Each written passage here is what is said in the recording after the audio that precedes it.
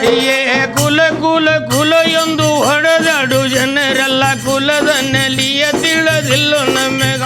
ಕನ್ನಡ ನಾಡಿನಲ್ಲಿ ಜನ್ಮ ತಾಳಿ ಬಂದಂದ್ರೆ ನಾವೆಲ್ಲರೂ ಭಾಗ್ಯಶಾಲಿಗಳು.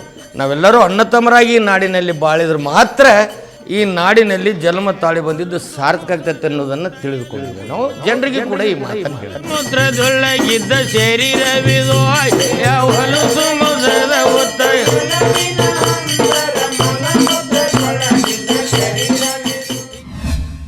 ನಮಸ್ಕಾರ, ಈ ದಿನ.comಗೆ ಸ್ವಾಗತ. ನಾನು GM ಪವಿತ್ರ.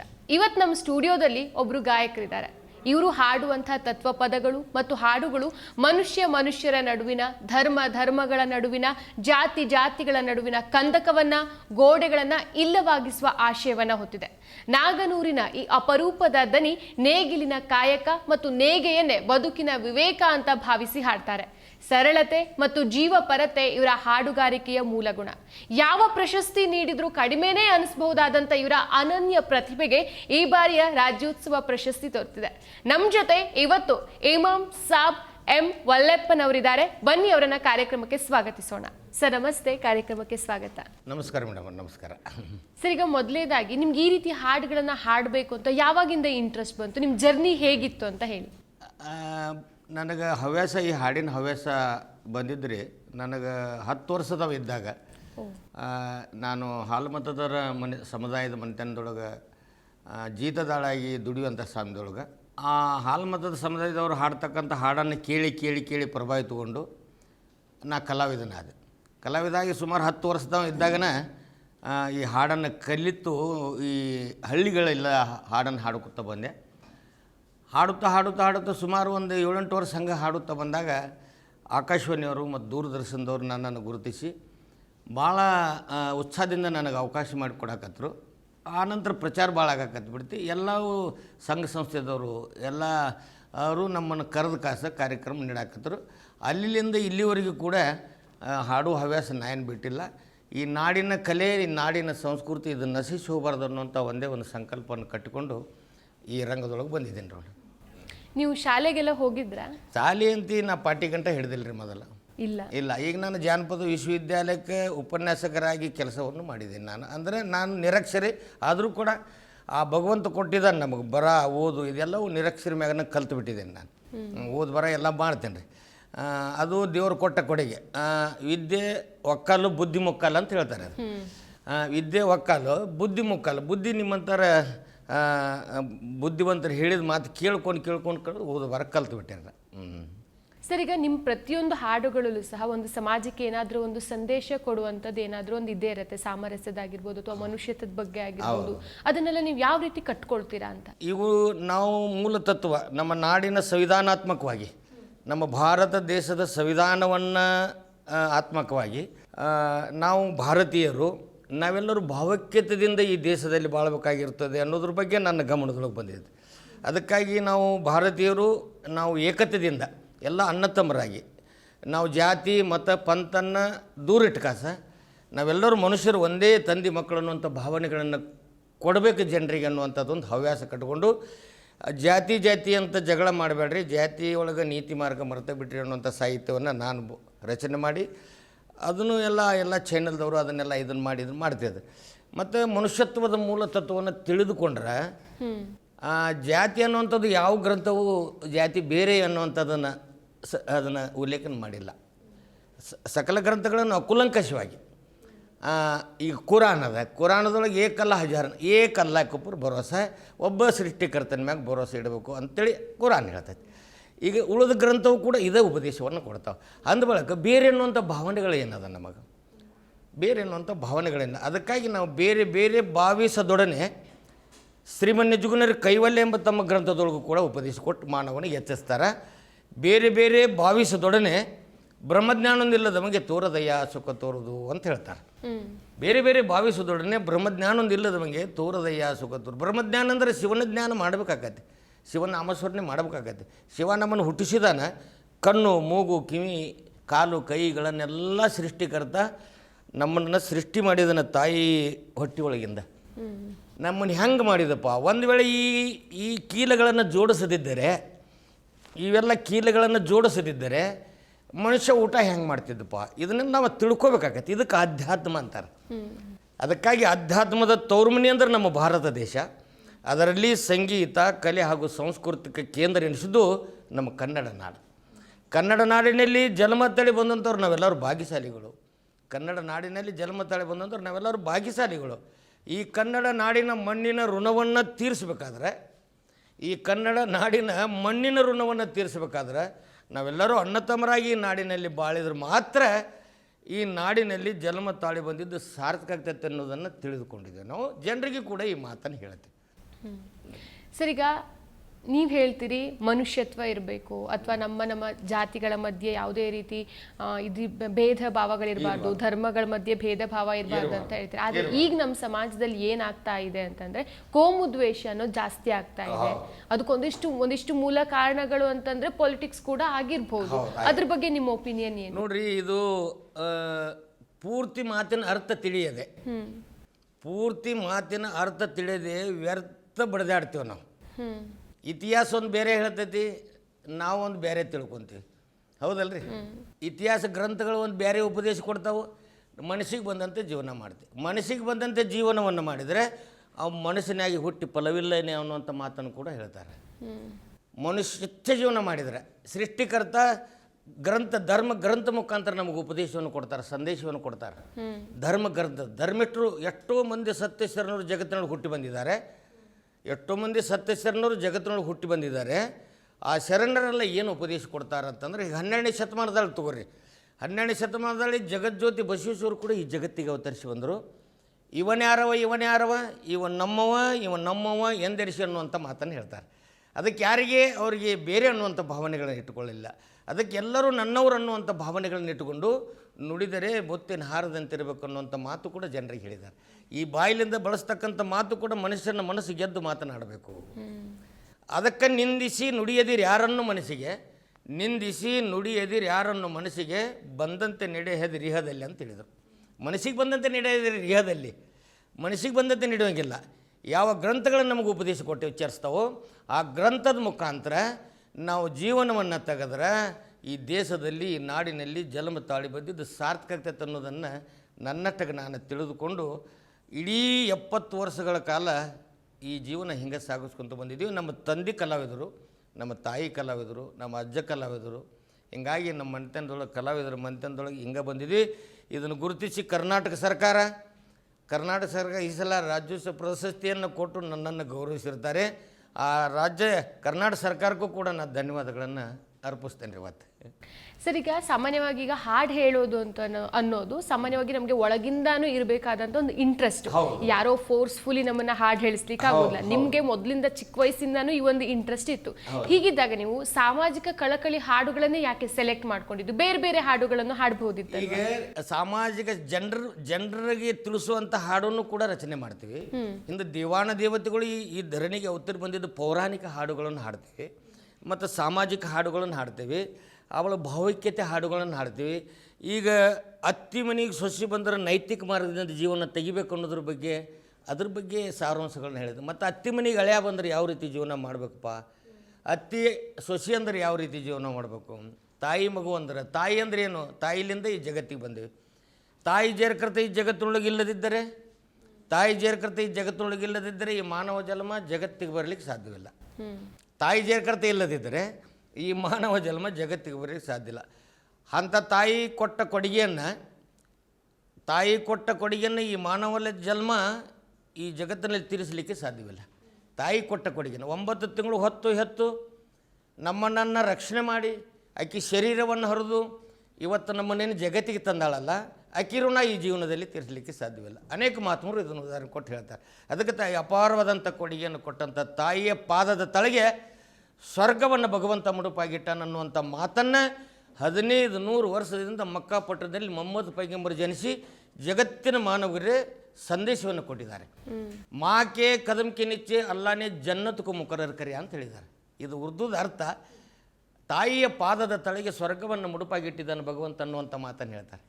ಇವನ್ನೆಲ್ಲ ಓದ್ಕೋಬೇಕಾಗತ್ತೆ, ಮಕ್ಕಳಿಗೆ ಸಂಸ್ಕಾರ ಕೊಡಬೇಕಾಗತ್ತೆ, ಮುಂದೆ ಬರೋ ಪೀಳಿಗೆಗೆ ನಾವು ಮಾದರಿ ಮಾತಾಗಬೇಕಾಗತ್ತೆ. ಇದಿಷ್ಟ ಜೀವನ ಅಲ್ಲ, ಇಷ್ಟ ಜೀವನ ಮುಗ್ದಿಲ್ಲ ನಮ್ಮದು. ಮರಣದ ನಂತರ ಕೂಡ ಲಕ್ಷಾಂತರ ಆಯುಷ್ಯಗಳನ್ನು ತೆಗೆಯುವಂಥದ್ದೊಂದು ಅವಕಾಶ ನಮಗೆ ಬರ್ತೈತಿ.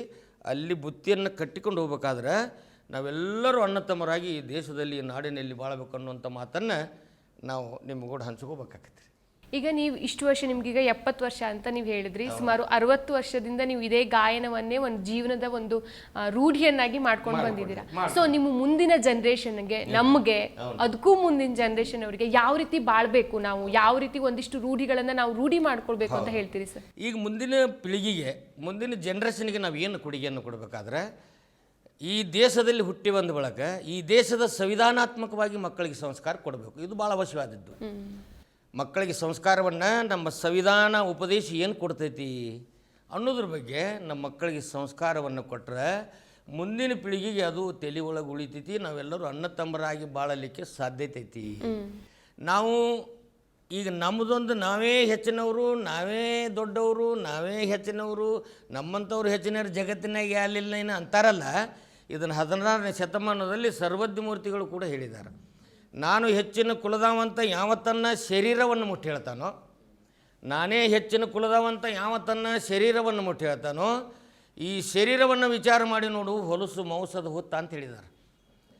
ಈ ಶರೀರವನ್ನು ವಿಚಾರ ಮಾಡಿ ನೋಡು ಹೊಲಸು ಮೌಸದ ಹುತ್ತ, ಎಲಬಿನ ಹಂದರವು ಮಲಮೂತ್ರದ ಕೀರಿ ಒಳಗಿದ್ದ ದೇಹಕ್ಕೆ ಕುಲವಾವದಯ್ಯ ಸರ್ವಜ್ಞ ಸರ್ವಜ್ಞ ಅಂತ ತಿಳ್ಕೊಂಡು ಸರ್ವಜ್ಞ ಮೂರ್ತಿಗಳು 16ನೇ ಶತಮಾನದಲ್ಲಿ ನಮ್ಮಂಥ ನರಮಾನವರಿಗೆ ಉಪದೇಶ ಕೊಟ್ಟು ಎಚ್ಚರಿಸಿರುವರು. ಅಂಥ ದೊಡ್ಡ ದೊಡ್ಡ ಮಹಾತ್ಮರು ಉಪದೇಶ ಕೊಟ್ಟವನ್ನ ಗ್ರಂಥವನ್ನು ಬಿಟ್ಟು ಹೋಗಿದ್ದಾರೆ. ಅಂಥ ಗ್ರಂಥವನ್ನು ಮಕ್ಕಳಿಗೆ ಓದಿಸ್ಬೇಕು, ಮಕ್ಕಳಿಗೆ ತಿಳಿಸ್ಬೇಕು. ಬರೀ ಇದೇ ನಾವು ನಿತ್ಯ ಹೊತ್ತು ದೊಡ್ಡ ಗಳಿಕೆ ಇದು ಇದ್ದಿದ್ದೆ ಜೀವನಕ್ಕಾಗಿ ಉಪಜೀವನಕ್ಕಾಗಿ ಏಟು ಬೇಕಾಟ ಒಟ್ಟು ಏಟೈತಿ ಒಂದು ಚೋಟು ಹೊಟ್ಟಿಗಾಗಿ ತೆಕ್ಕಿ ಬಡ್ಕೊಂಡು ಬರೀ ಕುಂದ್ರದು. ನನಗೆ ಬೇಕು, ಮಕ್ಕಳಿಗೆ ಬೇಕು, ಮೊಮ್ಮಕ್ಕಳಿಗೆ ಬೇಕು, 10 ಬೇಕು, 20 ಬೇಕು, 100 ಬೇಕು, ಲಕ್ಷ ಬೇಕು, 1000 ಬೇಕು. ಬೇಕು ಬ್ಯಾಡ ಅನ್ನೋದಲ್ಲ, ಎಷ್ಟು ಬೇಕಪ್ಪ ಜೀವನಕ್ಕೆ ಅಷ್ಟೇ ನಾವು ಜೀವನವನ್ನು ಸಾಗಿಸಲಿಕ್ಕೆ ತೃಪ್ತಿಯಾಗಬೇಕು. ಹಾಸಿಗಿದ್ದಷ್ಟು ಕಾಳು ಚಚ್ಕೊಂಡು ನಿದ್ದೆ ಮಾಡಿದರೆ ನಾವು ಜೀವನವನ್ನು ಸುಖಮಯವಾಗಿ ನಡೆಸಲಿಕ್ಕೆ ಸಾಧ್ಯತೆ ಐತಿ. ನಿಮ್ಮ ಈ ಇನ್ಸ್ಪಿರೇಷನ್ಗೆ, ಆಮೇಲೆ ನಿಮ್ಮ ಹಾಡುಗಳಿಗೆ, ಆಮೇಲೆ ನಿಮ್ಮ ಸಾಮಾಜಿಕ ಕಳಕಳಿಗೆ ನಿಮ್ಗಿರುವಂಥದ್ದು ಇದೆಲ್ಲದಕ್ಕೂ ಸಹ ಕರ್ನಾಟಕ ಸರ್ಕಾರ ನಿಮಗೆ ರಾಜ್ಯೋತ್ಸವ ಪ್ರಶಸ್ತಿಯನ್ನು ಸಹ ಕೊಟ್ಟಿದೆ.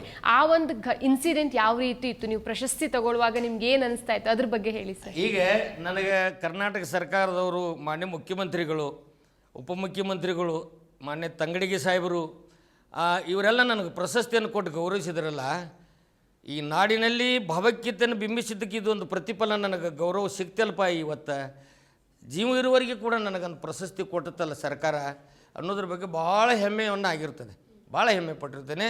ನನಗೆ ನಗದು 5 ಲಕ್ಷ ರೂಪಾಯಿ ಸರ್ಕಾರ 2.5 ತೊಲಿ ಬಂಗಾರ 5 ಲಕ್ಷ ರೂಪಾಯಿಯನ್ನು ಕೊಟ್ಟು ಸರ್ಕಾರ ನನ್ನನ್ನು ಫಸ್ಟ್ ನನ್ನ ಕರ್ನಾಟಕ ರಾಜ್ಯದಲ್ಲಿ ಕನ್ನಡ ರಾಜ್ಯೋತ್ಸವ ಪ್ರಶಸ್ತಿಯನ್ನು ಕೊಟ್ಟು ಗೌರವಿಸಿತಲ್ಲ. ಇದು ಜೀವನ ಉದ್ದಕ್ಕೂ ಕೂಡ ಈ ಸರ್ಕಾರಕ್ಕೆ ಕೃತಜ್ಞತೆಯನ್ನು ಸಲ್ಲಿಸ್ತೇನೆ. ಜೀವನ ಉದ್ದಕ್ಕೂ ಕೂಡ ಈ ಸರ್ಕಾರಕ್ಕೆ ಕರ್ತವ್ಯ ಸಲ್ಲಿಸ್ತೇನೆ. ಅನೇಕ ಕಲಾವಿದರನ್ನು ಗುರುತಿಸಿದ್ದಾರೆ. ಪ್ರತಿ ವರ್ಷದಂತೆ ಈ ವರ್ಷ ಕೂಡ 69 ಮಂದಿಗೆ ರಾಜ್ಯೋತ್ಸವ ಪ್ರಶಸ್ತಿಯನ್ನು ಕೊಟ್ಟು ಅದರಲ್ಲಿ ಮೊದಲನೇದಾಗಿ ನನಗೆ ಕೊಟ್ಟಾರಲ್ಲ, ಇದು ಒಂದು ನನ್ನ ದೊಡ್ಡ ಗೌರವ. ಧನ್ಯವಾದ. ಈಗ ಸಾಮಾನ್ಯವಾಗಿ ನೀವು ಹಾಡು ಹೇಳುವಾಗ ನೀವು ಎಷ್ಟು ಜನ ಟೀಮಿಂದ ಹೋಗ್ತಿದ್ರಿ? 5 ರಿಂದ 6 ಜನ ಟೀಮಿನವ್ರು ಇರ್ತಾರೆ. ಈಗ ನಾನು ನಿನ್ನೆ ಕಾರ್ಯಕ್ರಮ ನಂದು ಎಲ್ಲಿತ್ತರಿಪ್ಪ ಅಂತಂದರೆ ಹುಬ್ಬಳ್ಳಿ ತಾಲೂಕು ಮಿಶ್ರಿಕೋಟೆ ಅನ್ನುವಂಥ ಗ್ರಾಮದಲ್ಲಿ ಕಾರ್ಯಕ್ರಮ ಮಾಡಿದ್ದೀನಿ. ಮಾಡಿ ಕ್ಯಾಸ ಅವ್ರಿಗೆ ದೈನಾಸಿ ಬಿಟ್ಕೊಂಡು ಕಾಸ ನಾನು ಬೆಂಗಳೂರಿಗೆ ತೆರಳಬೇಕಾಗೈತಿ. ನನ್ನ 10:10ವರೆಗೆ ನನಗೆ ಟ್ರೈನ್ ಅದ. ಆ ಟ್ರೈನಿಗೆ ನನ್ನ ಲಿಫ್ಟ್ ಮಾಡ್ಬೇಕಂತೇಳಿ ವಿನಂತಿ ಮಾಡ್ಕೊಂಡು ಸ್ಟೇಜ್ ಮ್ಯಾಗ ನಿಂತೆ 3 ತಾಸು ಕಾರ್ಯಕ್ರಮ ಮಾಡಿ ಅವ್ರಿಗೆ ವಿನಂತಿ ಮಾಡ್ಕೊಂಡು ಕಾಸ ನಾನು ಕಾರ್ಯಕ್ರಮ ಮಾಡಿ ಬಂದರೆ ಇಲ್ಲಿಂದ ಮುಗಿಸಿ ಮತ್ತು ನಾನು ಸುರ್ಪುರಿಗೆ ಹೋಗ್ಬೇಕು. ಸುರ್ಪುರ ಕಾರ್ಯಕ್ರಮ ಮುಗಿಸ್ಕೊಂಡು ಧಾರವಾಡಕ್ಕೆ ಹೋಗ್ಬೇಕು. ಧಾರವಾಡಕ್ಕೆ ಮತ್ತೆ ಹೊಳ್ಳಿ ಬೆಂಗಳೂರಿಗೆ ಬರಬೇಕು. ಇದೇ ರೀತಿ ನಾ ಇಡೀ ರಾಜ್ಯದ ತುಂಬೆಲ್ಲ ಬರೀ ಕಾರ್ಯಕ್ರಮದೊಳಗೆ ನನಗೆ ಆಹ್ವಾನ ಮಾಡ್ತಿರ್ತಾರೆ. ನಾ ಹೇಳೋ ಮಾತು ಇಷ್ಟ, ಮನುಷ್ಯರಾಗಿ ನಾವು ಬಾಳ್ಬೇಕಪ್ಪ, ನಾವೆಲ್ಲ ಅಣ್ಣ ತಮ್ಮರಾಗಿ ಈ ದೇಶದಲ್ಲಿ ಬಾಳಬೇಕು. ನೀವೆಲ್ಲ ಇತಿಹಾಸಬದ್ಧವಾಗಿ ತೆಗೆದು ನೋಡಿದ್ರೆ ನಾವು ಬೇರೆ ಅನ್ನುವಂಥ ಭಾವನೆಗಳನ್ನು ಎಲ್ಲಿ ಇಟ್ಟುಕೋಬೇಡ್ರಿ. ನಿಮ್ಮ ಮಾತು ನಮ್ಮ ಮಾತು ಇದು ಒಂದಾಗಿರಬೇಕು. ನಿಮ್ಮ ಅಂತರಾತ್ಮ ಒಂದಾಗಿರಬೇಕು. ಎಲ್ಲರಲ್ಲಿ ಇರ್ತಕ್ಕಂಥ ಆತ್ಮ ಒಂದೇ ರೂಪದ, ಆತ್ಮಕ್ಕೆ ಆಕಾರವಿಲ್ಲ, ಆತ್ಮಕ್ಕೆ ಎಂದೂ ಆಕಾರವಿಲ್ಲ. ನುಡಿದರೆ ಮುತ್ತಿನ ಹಾರದಂತಿರಬೇಕು. ಮಾತಾಡಿದರೆ ಮನಸ್ಸು ಗೆದ್ದು ಮಾತನಾಡಬೇಕು. ಈ ಮಾತನ್ನು 12ನೇ ಶತಮಾನದಲ್ಲಿ ಜಗಜ್ಯೋತಿ ಬಸವೇಶ್ವರು ಕೂಡ ಈ ಮಾನವರಿಗೆ ಉಪದೇಶವನ್ನು ಕೊಟ್ಟು ಎಚ್ಚರಿಸರು. ಮತ್ತು ಅಂಥ ಮಹಾತ್ಮರ ಮಾತನ್ನು ಗ್ರಂಥನ ಓದಿಲ್ಲ, ಅದನ್ನು ಅಂತರಂಗದೊಳಗೆ ಅನುಷ್ಠಾನಕ್ಕೆ ತಂದಿಲ್ಲ ಅಂದರೆ ಅಂಥ ಮಹಾತ್ಮರ ಮಾತು ಕೇಳಿ ಏನು ಫಲ ನಾವು? ಹೌದು. ಅದಕ್ಕಾಗಿ ನಾವು ಅಂಥ ಗ್ರಂಥವನ್ನು ಓದಬೇಕು, ನಮ್ಮ ಮಕ್ಕಳಿಗೆ ಕೂಡ ಆ ಸಂಸ್ಕಾರವನ್ನು ಕೊಡಬೇಕು. ಸುಮಾರು 1 ವರ್ಷಕ್ಕೆ ನೀವು ಎಷ್ಟು ಪ್ರೋಗ್ರಾಮ್ಗಳನ್ನ ಕೊಡ್ತೀರಿ? 1 ವರ್ಷಕ್ಕೆ ಸುಮಾರು ನಾನು ನೋಡ್ರಿ ತಿಂಗಳಿಗೆ ನನಗೆ 15ರಿಂದ 20 ಕಾರ್ಯಕ್ರಮ ಇರ್ತಾವೆ. ತಿಂಗಳಿಗೆ ಒಂದು 15ರಿಂದ 20 ಕಾರ್ಯಕ್ರಮ ಕೊಟ್ಕೊತ ಬಂದಿದ್ದೀನಿ. ನಾನು 10 ಮನೆಯೊಳಗೆ ಗುಡಿಸಲ್ದೊಳಗಿದ್ದರೂ ಕೂಡ ಅಲ್ಲಿ ಹೋಗಿ ಅವ್ರ ಹಾಡನ್ನು ಹಾಡಿ ಅವ್ರ ಮನಸ್ಸು ತೃಪ್ತಿ ಮಾಡ್ಕೊಂಡು ಅವ್ರ ಮನಸ್ಸಿಗೆ ನೋವು ಮಾಡ್ಬೋದು. ಏನಪ್ಪ ಇಷ್ಟು ದೊಡ್ಡ ಕಲಾವಿದ, ಸಣ್ಣವ, ನೀನು ಎಲ್ಲರಿಗಿಂತ ಸಣ್ಣವನು. ಈ ಮಾತು ಯಾರು ಹೇಳಿದಾರ? ಏನಕ್ಕಿಂತ ಕಿರಿಯರು ಯಾರಿಲ್ಲ. ಬಸವಣ್ಣವ್ರು ಹೇಳಿದ್ರು. ಆ ಮಾತು ಕೇಳಿ ನಾನು ಅಲ್ಲಿ ಹೋಗ್ತೇನೆ. ಏನಕ್ಕಿಂತ ಕಿರಿಯರು ಯಾರಿಲ್ಲ, ಭಕ್ತರಿಗಿಂತ ಹಿರಿಯರು ಯಾರಿಲ್ಲ, ಶಿವಭಕ್ತರಿಗಿಂತ ಹಿರಿಯರು. ಅದೇ ನಾನೇ ಎಲ್ಲಕ್ಕಿಂತ ಸಣ್ಣವದೇನೆ. ಎಂಥ ಸಣ್ಣ ಕಾರ್ಯಕ್ರಮ ಇದ್ದರೂ ಕೂಡ ಹೋಗಿ ಅಲ್ಲಿ ಸೇವಾ ಮಾಡಿ ಬರ್ತೇನೆ. ಸೇವಾ ಭಾವನೆರಿ ನಾತ್ಯದಿಂದ ಹೋಗ್ತೇನೆ. ನಾನು ಜನಸೇವೆ ಮಾಡಬೇಕು. ಜನರ ಸೇವೆ ಜನಾರ್ದನ ಸೇವೆ ಅಂತ ಹೇಳ್ತಾರೆ. ಜನರ ಸೇವೆ ಇದು ಜನಾರ್ದನ ಸೇವೆ ಅನ್ನೋದನ್ನು ತಿಳಿದುಕೊಂಡೇನೆ. ಮತ್ತು ಜನರ ಸೇವೆ ಮಾಡದೆ ಇನ್ಯಾರು ಸೇವೆ ಮಾಡಬೇಕು? ಹೌದು. ಅದಕ್ಕೆ ಜನರ ಅಂತರ ಆತ್ಮವನ್ನು ಗೆದ್ದು ಮಾತನಾಡೋದಕ್ಕೆ ಮನುಷ್ಯ ಅಂತ ಹೇಳ್ತಾರೆ. ಮನುಷ್ಯ ಅನ್ನೋದು ಮೂಲ ತತ್ವ. ಅಂತರಾತ್ಮವನ್ನು ಗೆದ್ದು ಮಾತನಾಡಬೇಕು. ಇವನ್ಯಾರವ ಇವ ನಮ್ಮವ ಎಂದೆನಿಸಿರಿ ಅನ್ನುವಂಥ ಮಾತನ್ನು ಹೇಳಿದ್ದಾರೆ. ಅದಕ್ಕೆ ನಿಂದಿಸಿ ನುಡಿಯದಿರಿ ಯಾರನ್ನು ಮನಸ್ಸಿಗೆ ಬಂದಂತೆ ನಡೆಯದಿರಿ ಇಹದಲ್ಲಿ ಅಂತ ಹೇಳಿದರು. ಕೊಂದು ಒಡೆಯದಿರು ಕಾಮಾದಿಗಳನ್ನೆಲ್ಲ ಜಯಿಸೆಂದು ಕೈ ಹಿಡಿದು ಬೆಸಸುವ ಅಂತ ತಿಳ್ಕೊಂಡು ಸರ್ವಜ್ಞ ಇವರು ದೊಡ್ಡ ಮಹಾತ್ಮರು, ನಿಜಗುಣ ಶಿವಯೋಗಿಗಳು ಮಹಾತ್ಮರು ತಮ್ಮ ಗ್ರಂಥದಲ್ಲೇ ಒಂದು ಉಲ್ಲೇಖವನ್ನು ಮಾಡಿ ಮನುಷ್ಯನಿಗೆ ಎಚ್ಚರಿಸ್ತಾರೆ. ಅದಕ್ಕಾಗಿ ಅವನ್ನೆಲ್ಲ ನಮ್ಮ ಇಬ್ರಾಹಿಂ ಸುತಾರ್ ಅಂತೇಳಿ ಈ ನಾಡಿನ ಜನರಿಗೆ ಅಪಾರವಾದಂಥ ಕೊಡುಗೆಯನ್ನು ಕೊಟ್ಟಿದ್ದಾರೆ.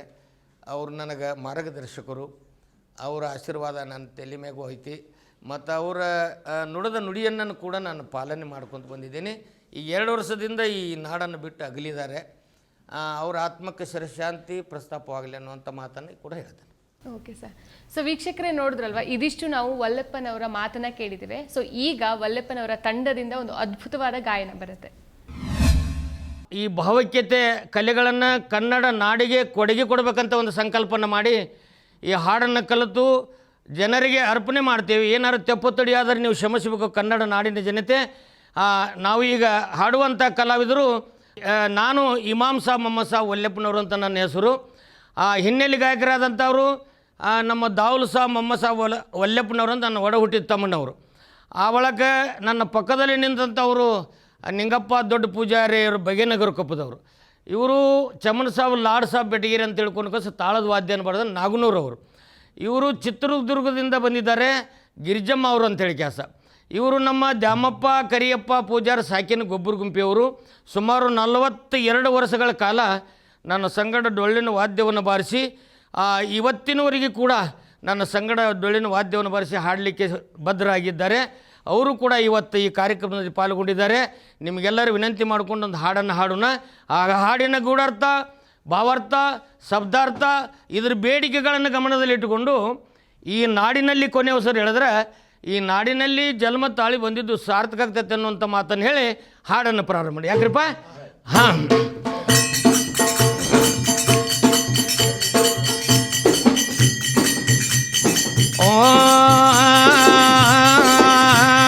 ಸ್ವಾಮಿ ನಮ್ಮಯ ದೇವರಿಗೆ ಶರಣನ್ನಿರ.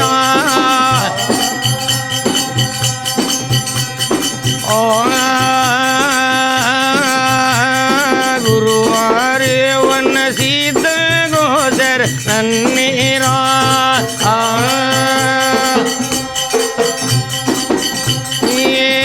ಕುಲ ಕುಲ ಕುಲ ಎಂದು ಹಣದಾಡು ಜನರೆಲ್ಲ ಕುಲದ ನೆಲಿಯ ತಿಳಿದಿಲ್ಲ ನಮಗಾಯ. ಕುಲ ಕುಲ ಕುಲ ಎಂದು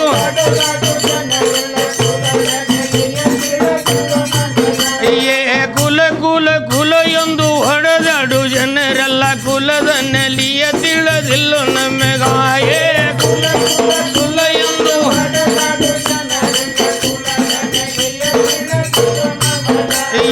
ಹೊಲುಸು ಮೊಸದ ಉತ್ತ ಎಲವಿನ ಅಂದರ ಮಲಮೂತ್ರದೊಳಗಿದ್ದ ಶರೀರವಿದು. ಹೊಲುಸು ಮೊಸದ ಉತ್ತ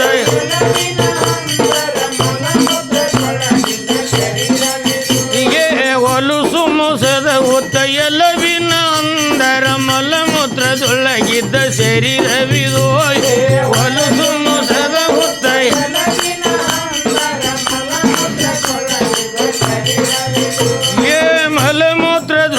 ಮಲಮೂತ್ರದೊಳಗಿದ್ದ ಶರೀರವಿದು ಇದಕ್ಕೆ ಕುಲವ್ಯಾತಕರಂದು ಸರ್ವಜ್ಞರಾಯ ಮಲಮೂತ್ರದೊಳಗಿದ್ದ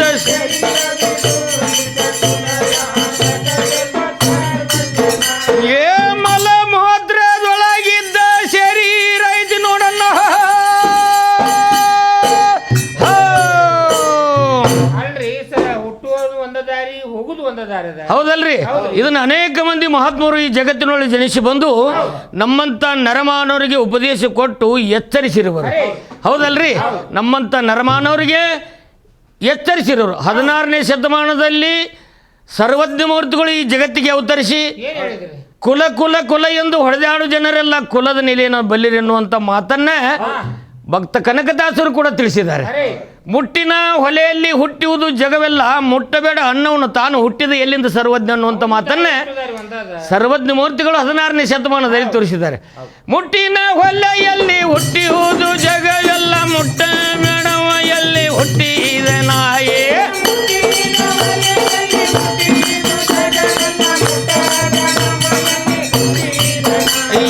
ಮುಟ್ಟಿನ ಹೊಲೆಯಲ್ಲಿ ಹುಟ್ಟುವುದು ಜಗವೆಲ್ಲ, ಮುಟ್ಟಬೇಡವ ಎಲ್ಲಿ ಹುಟ್ಟಿದ ನಾಯೇ. ಮುಟ್ಟಿನ ಹೊಲೆಯಲ್ಲಿ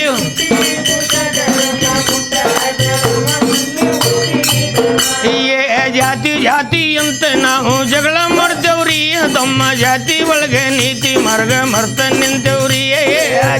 ಜಾತಿ ಅಂತ ನಾವು ಜಗಳ ಮಾಡ್ತೇವ್ರಿ, ತಮ್ಮ ನೀತಿ ಮಾರ್ಗ ಜಾತಿ ಜಾತಿ ಅಂತ ನಾವು ಜಗಳ ಮಾಡ್ತೇವ್ರಿ, ತಮ್ಮ ಜಾತಿ ಒಳಗೆ ನೀತಿ ಮಾರ್ಗ ಮರ್ತ ನಿಂತೇವ್ರಿ. ಜಾತಿ ಜಾತಿ ಅಂತ ನಾವು